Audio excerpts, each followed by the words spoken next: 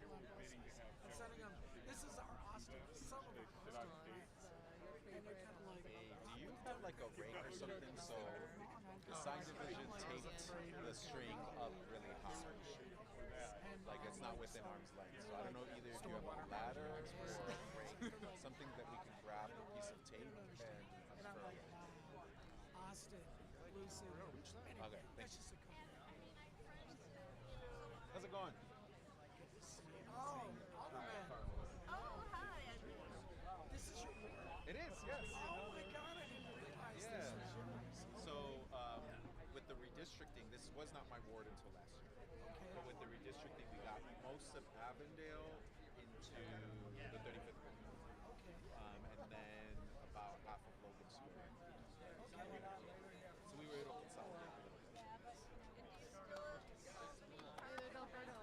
No, so we switched. Yeah. I'm in Albini Park. Are you able to get that string right there?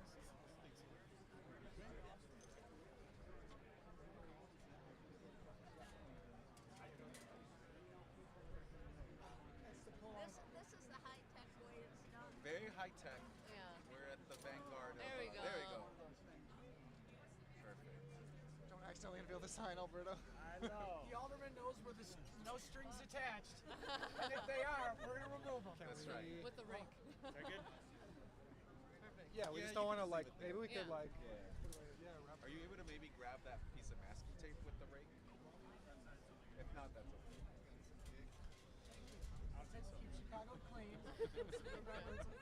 Seriously. I won't be Well, able this is our ward superintendent. Hi. Hey, great to see you. All right. So sanitation is his job.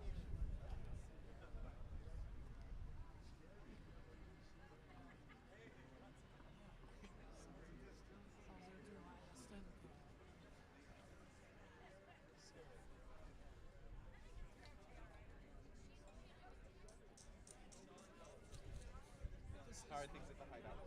Things are good. I was just saying, actually tonight we're having an indivisible slash Democratic Women of Chicago meeting post-election. That's good. So they're having the first, then they're going to meet again on Saturday. So they're just, everyone's getting together to just update everybody on what actions they're taking to prepare. Excellent. I mean, interestingly, something we've all been talking about, the president-elect has been saying he's going to have the largest deportation in history. One of the cities that we're very close to in Chicago, and a lot of us, is Austin, Texas, the capital. And we've been talking about routes there. The buses that came here to Chicago, and that made it first, the president, the next president's going to deport people, they would be going back to Austin. So we were just thinking, like, is there some Chicago thing where if they actually get and they have to go back to Texas, if this is true, you know what I'm saying? Yeah. What are the activities that we could be involved in? So people have just been talking about, you know, because when you think of like in the civil rights movement in the 60s, the freedom buses and freedom riders, people have just been talking about those models for how some people stood in the way of buses. I don't know. Yeah, no, I think that makes a lot of I don't know sense. if you guys are talking about those kinds of things, but I know activists are starting to just brainstorm what we're going to do about it. So I was a deportation defense organizer before being elected to office. And so I've had some preliminary conversations with various community partners. And then I'm going to be at a meeting in Atlanta in December with a national Latinx political progressive group called McKinley. So we're going to continue the conversation there. But I think folks are talking about what does a national, because if Trump is promising a mass deportation by day one to TV and the military, what does a national response look like by 2020? And there's a sentiment too that a lot of it may just be media, but even that in and of itself is fine. So perhaps maybe he only mobilizes the military to the border and then does some notable ICE raids in communities like Little Village or Albini Park. Because the infrastructure is just not there right now for mass deportations. A lot of that was dismantled really as a result of Obama's Obama before 14 days was 4 years of Trump. A lot of that required a local deportation directive where local police participated with ICE. And a lot of that was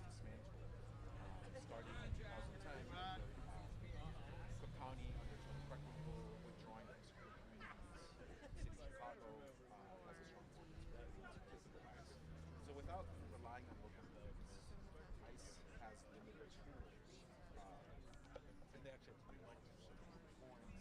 They have to do research to say, okay, well, actually, this is priority.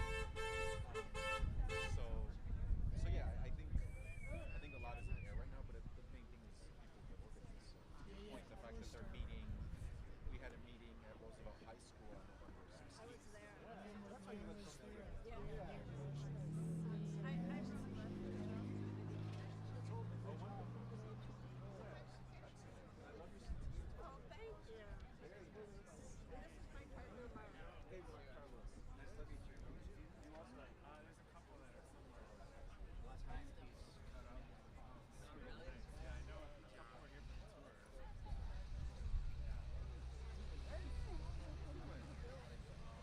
Thought you were busy. Oh yeah. I guess I don't know.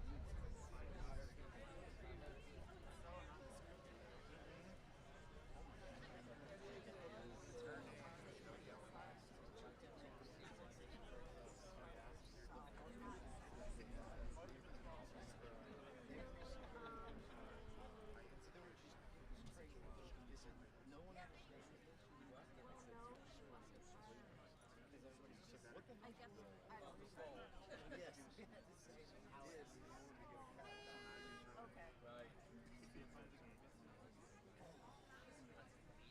But we're in his district.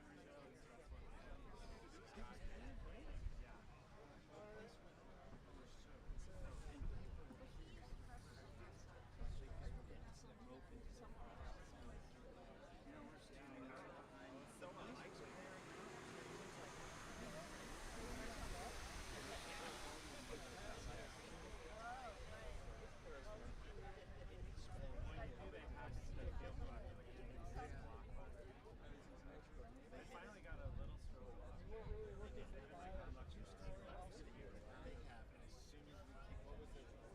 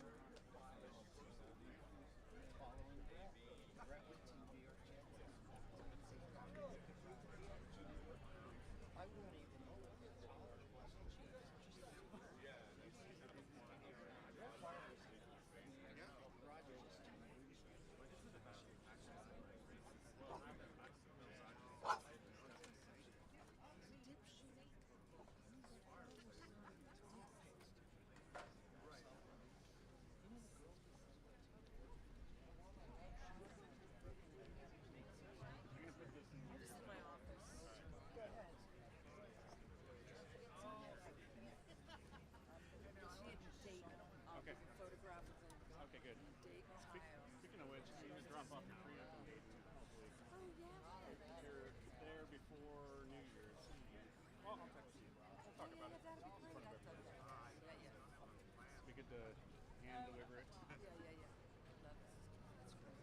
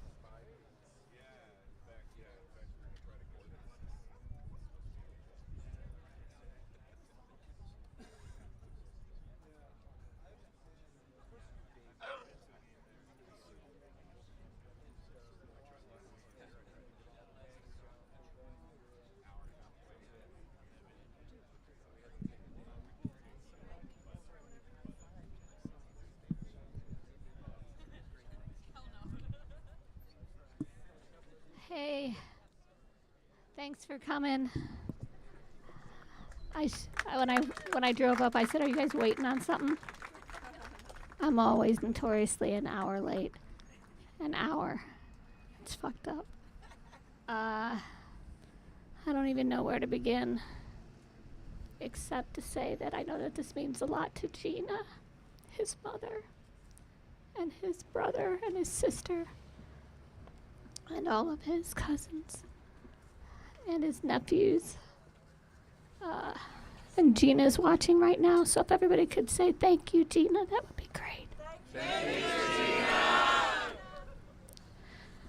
Okay, so we're going to give a little dedication. Greg Norman, how long have you been working with Steve? About 28 years. Okay, so I got you beat by like 4. So Greg started the studio with Steve. He worked at the house. Originally, we were on Francisco, and Steve, and Greg came in as you were fixing parts, right? I was just interning, cleaning up, and watching everybody and making a mess. So he's become an integral part of this studio, and when Steve died, the next day they came over, and I said something about the studio, what they wanted to do, and I think Taylor said, "You own the studio now," and I was like, "Okay, let's slow down a little bit." I'm not a studio owner. I had no intention of being one, but here I am. So we're gonna do what we can to keep it open, and if somebody offers me $10 million today, we'll sell.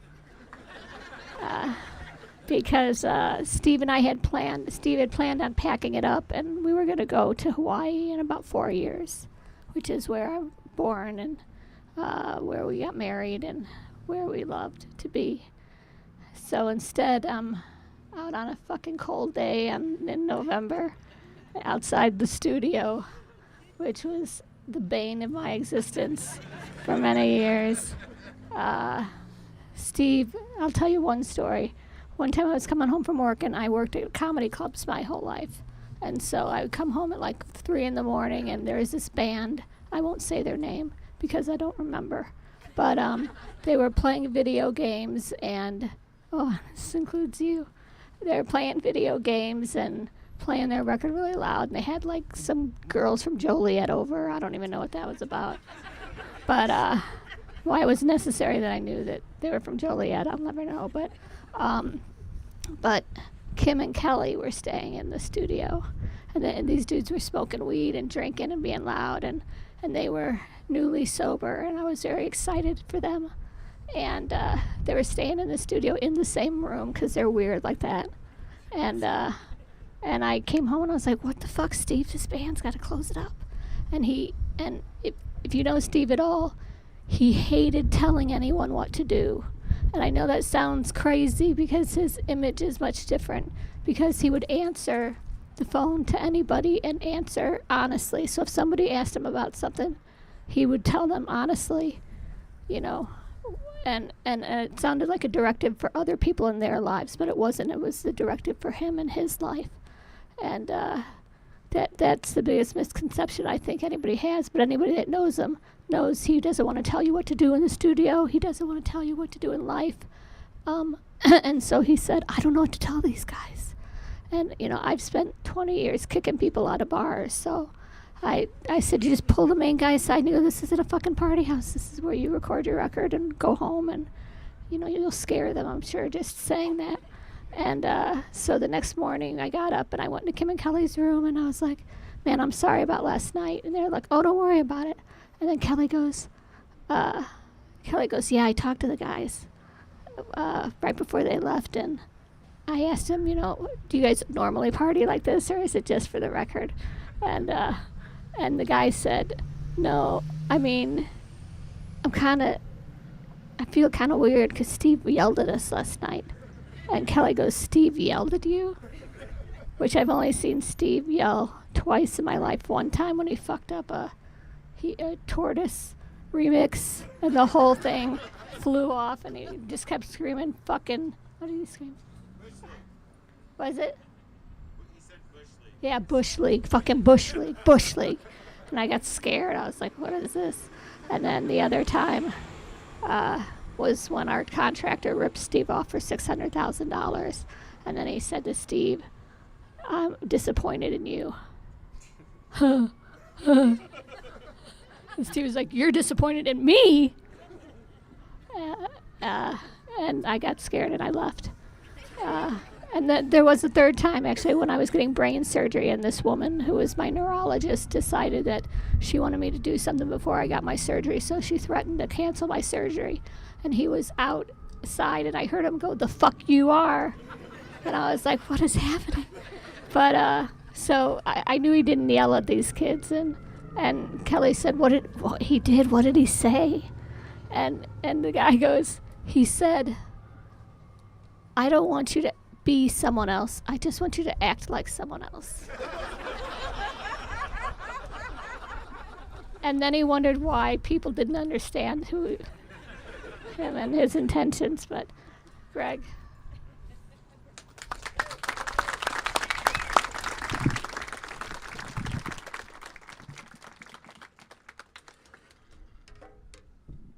Heather was part of the welcoming committee when I started my internship 28 years ago at the house on Francisco.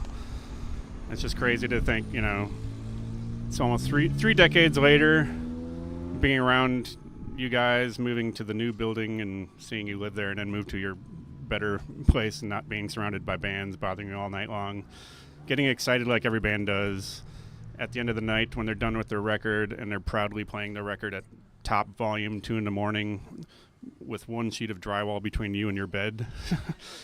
I felt bad for you guys all through that time, but you guys stayed up late too, so maybe it wasn't as bad as it sounds. But all right, I'm going to read from my stupid thing here because I can't remember anything. I'm a brain of a fish. I can't remember anything, so I have to have cliff notes here. I'm Greg Norman. I'm a oh, Steve used to call me Greg Norman Famous Golfer because that was what he did. Come up with an association and paint someone with that for the rest of their lives. So I was always listed on a track sheet or like a box label that shows who engineered the record. It would be Steve Albini, assisted by GNFG, Greg Norman Famous Golfer. But yeah, so I was a friend of Steve's and worked at the studio for close to 30 years. First off, I want to thank Alderman Ramirez Rosa's office and Cherie, Heather, Taylor, John, Mac, Brian, Elliot, Maureen, Tim, and anyone else who helped make this happen. And thanks for coming out on this brisk November day, which is actually dry, which is thankfully so. Thank you. It's utterly amazing and surreal and amazing that this is happening. Since I was around him for so long, I always had a suppressed sense of what kind of impact Steve and the studio had on people at large.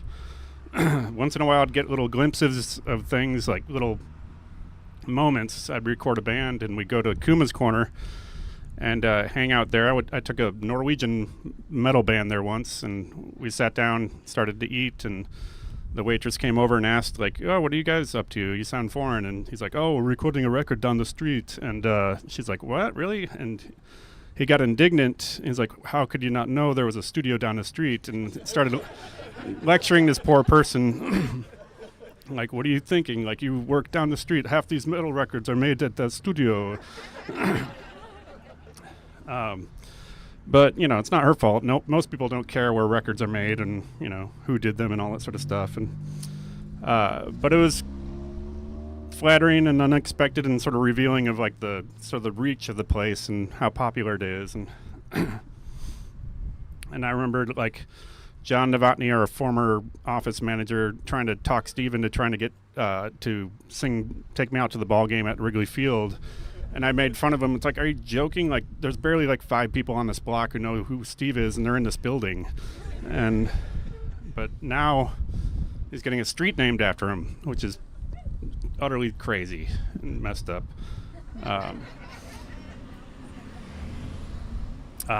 It's the perfect spot too. It's like when we first moved here, it was like a sea of warehouses. There wasn't any apartments. There weren't any bars. There weren't any like dance studios, restaurants.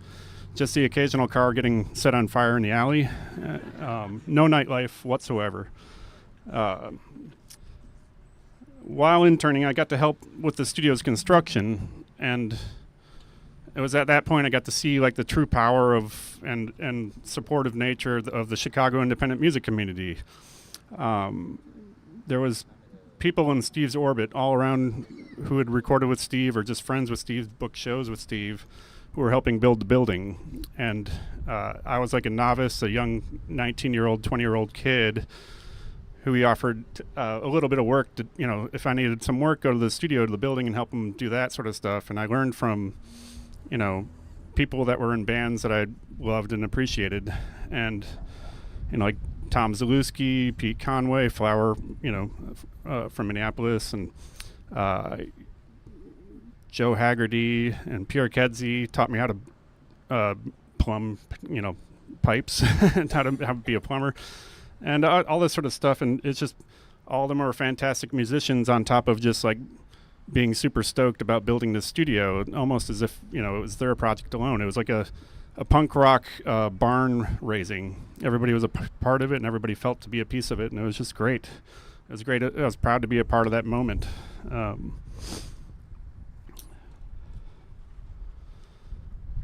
I think that spoke volumes just to see all those people come out and help him build this studio. They come out and help him support this system this ecosystem that he helped build, and it was a quite amazing thing to watch. Pardon me, I'm gonna do this thing. I timed this. This is only 82 minutes.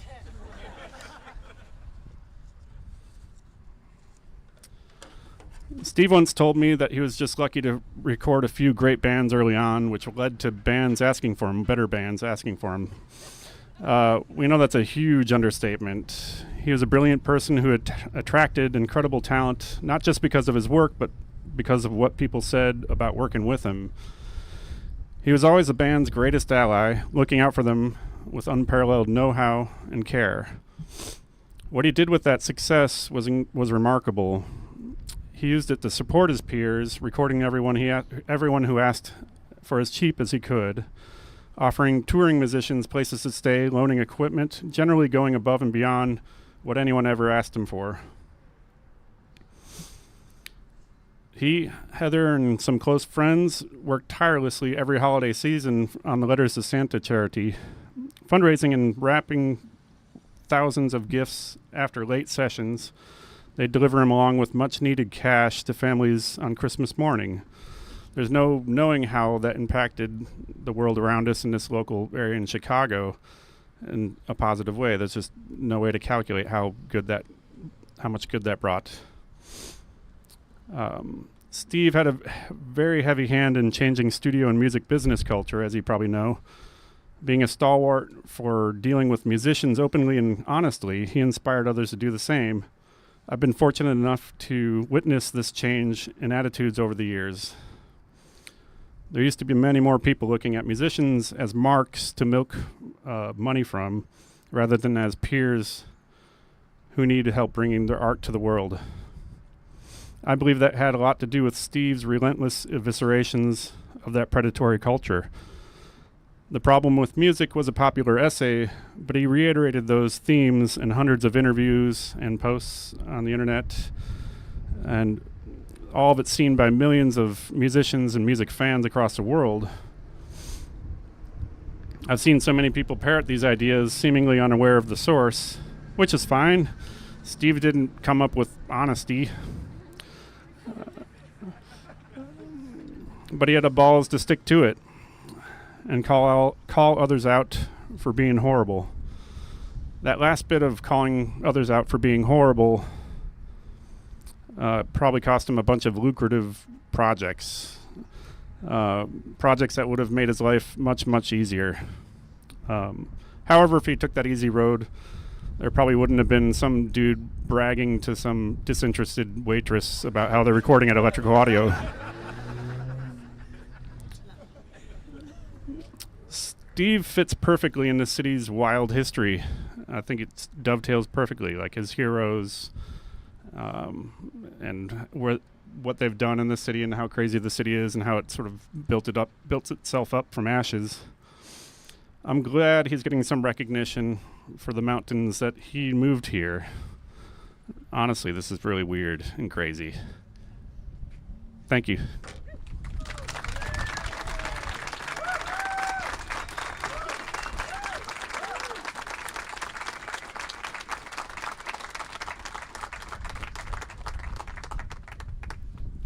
This is Kim Deal, Steve's oldest best friend.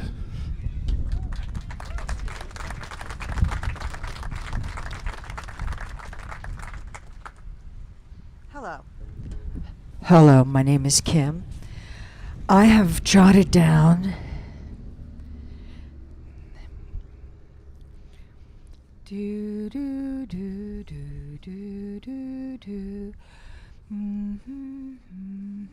blop. Okay. Let me get a sip of water. Hey, JSP.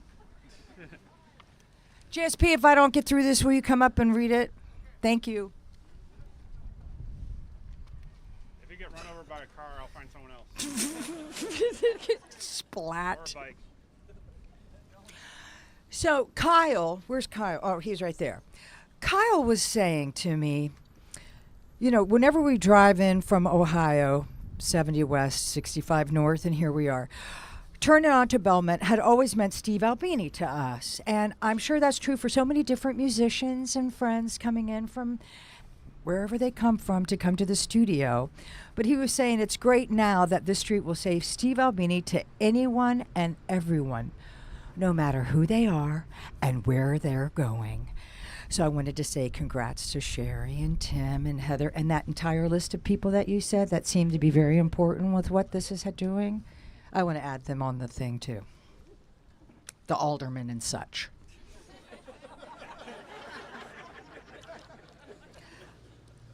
He was a flawed human. He would contradict himself in 2 sentences. But at his core, he understood the value of each person. Well, not each person. If you were a bully, he wouldn't like you at all. Maybe he stood up for people too hard. He wanted to stick up for the underdogs. He liked the underdogs. He didn't really like winners. I think he liked people with a good, healthy dose of low self-esteem. I think he thought the music business was exciting. And I don't think he'd like that I said that.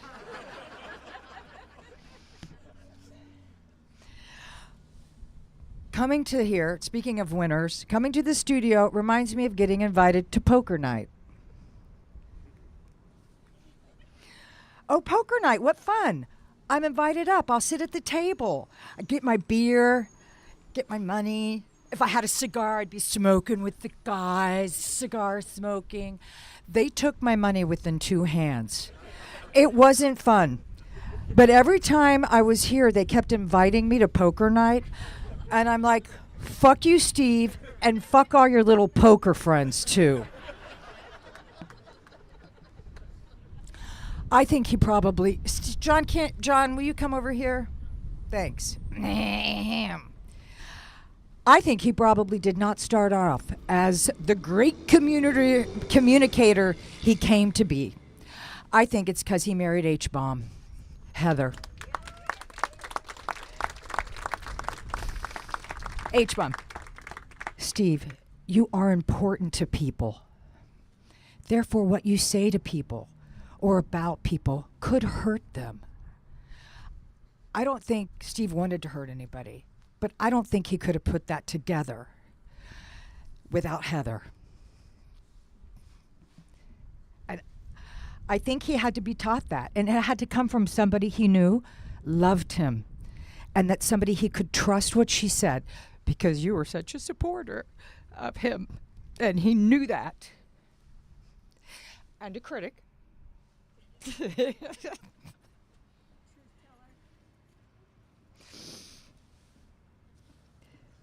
So, you know when you hear your brother describe what kind of music you like, or your mom describe what kind of band you have, and you just cringe inside and die?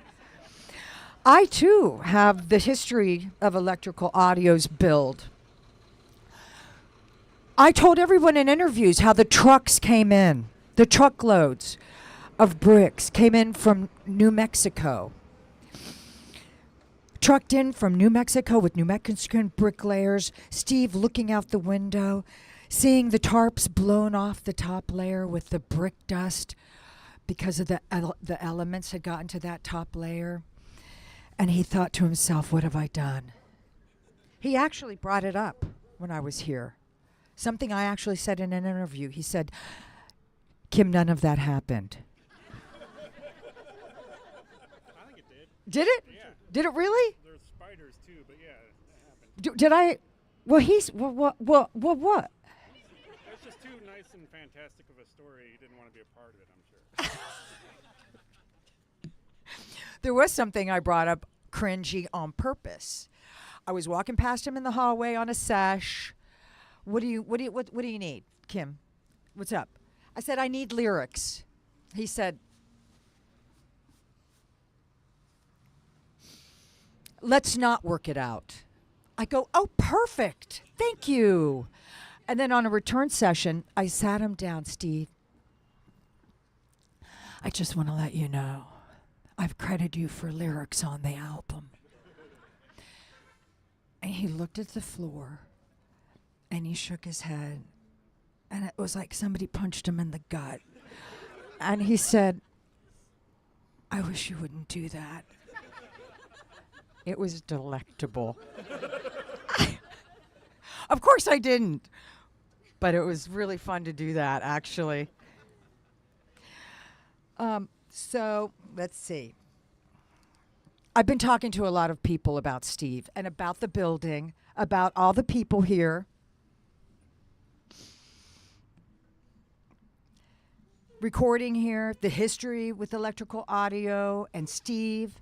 I love talking about Steve in this studio, how kind and professional the people are. Steve's no asshole policy, famous.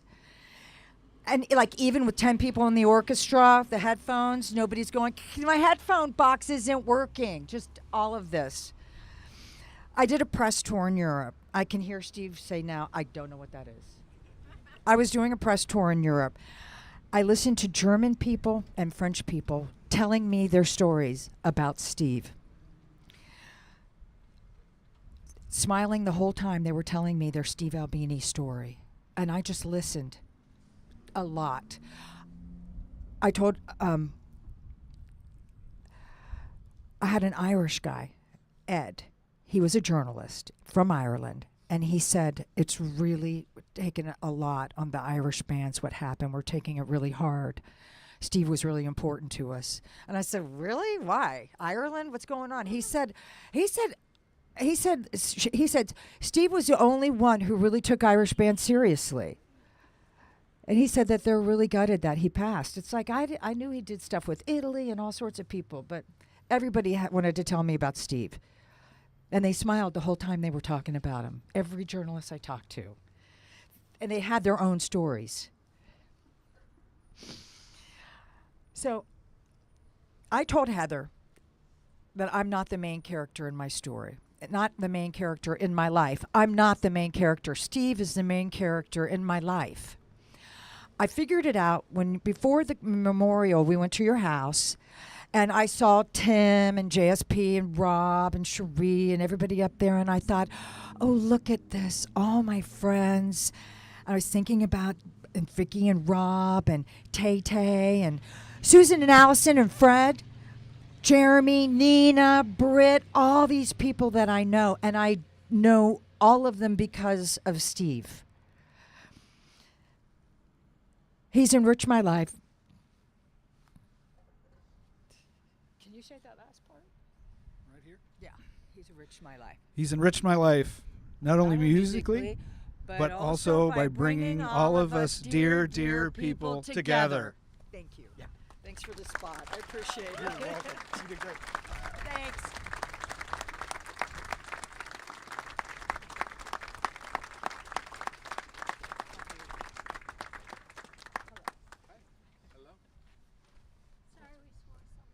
Oh, no. Politicians swear all the time. Good afternoon. My name is Carlos Ramirez Rosa, and I'm the alderperson of Chicago's 35th Ward. And it is my great honor to be here with you all today, representing our ward and representing the city of Chicago, as we designate this portion of Belmont Avenue as Honorary Steve Albini Way.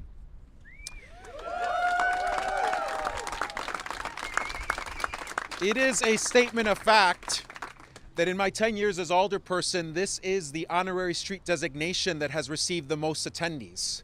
And that is a testament to Steve's legacy and to all the people who he impacted in a positive way during his time here on this planet. You know, Steve arrived here in 1980 to attend Northwestern University.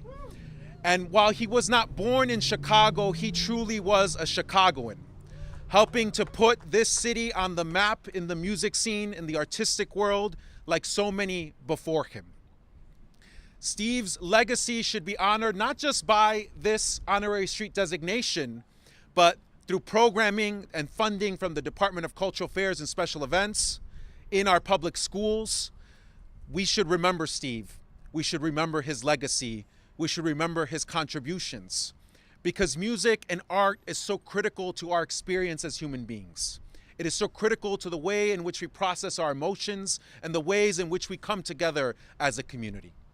And so I'm proud that our city is recognizing Steve in this way, and I hope that it is something that we continue to do for many, many years and for many generations to come.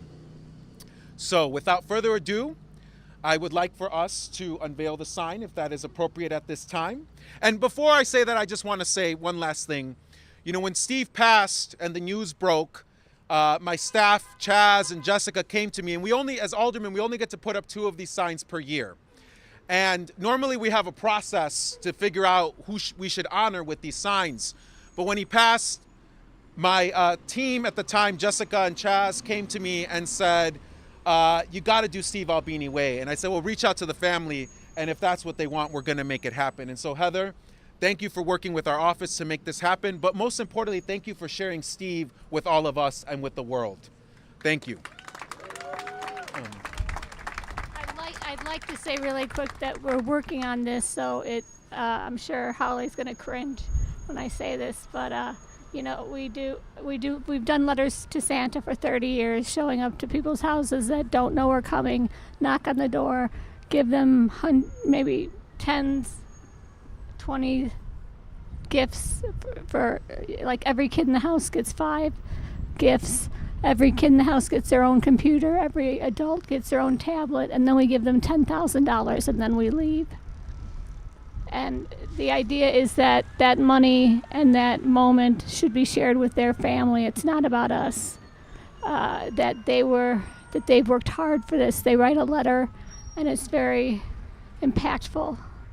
But letters to Santa, you know, it was just a family tradition, and it's become a 501c3. And our intention, hopefully, and I'm only saying this because of what the alderman just said about grants, or so I just heard money is what I heard, is that our intention is to turn that 501c3 into Steve Albini Way, the Steve Albini Way, which letters to Santa would be housed under, as well as the studio, making the studio, I mean, just keeping the studio as it is. It's already a non-for-profit, so you know, it's available to anybody, and except he did say no to a couple people. He said no to the Black Crows. I think some of the people are dead. I think that might be it. Poor Kelly.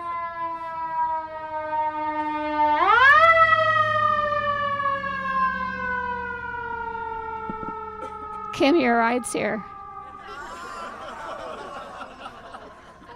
So this is pretty amazing. We're gonna do this, and I only wish Steve would actually. I think you might expect me to say that Steve would find this like a joke or something, but he wouldn't. He would be quite impressed with himself, and very grateful that everybody is standing out here and came out here, and I don't even know half of these people. So thank you guys very much. So you're gonna want Heather, you want to? you're gonna want to pull this very slowly, because if you yank it, and if you yank it from this angle, it'll probably rip off. Do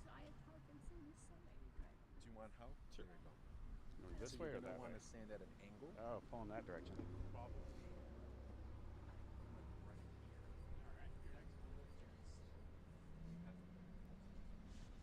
Ready? 5, 4, 3, 2, 1.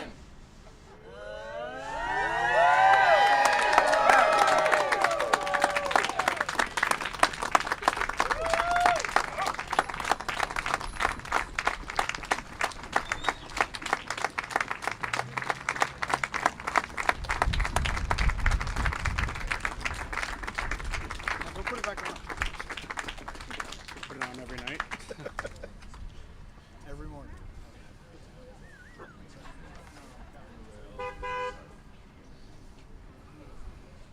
Thanks, Did a good job.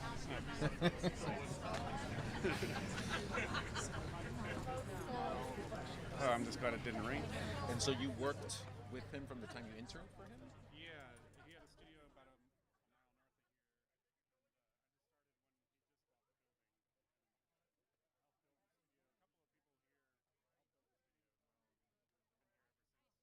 I should say that we've been live streaming this event.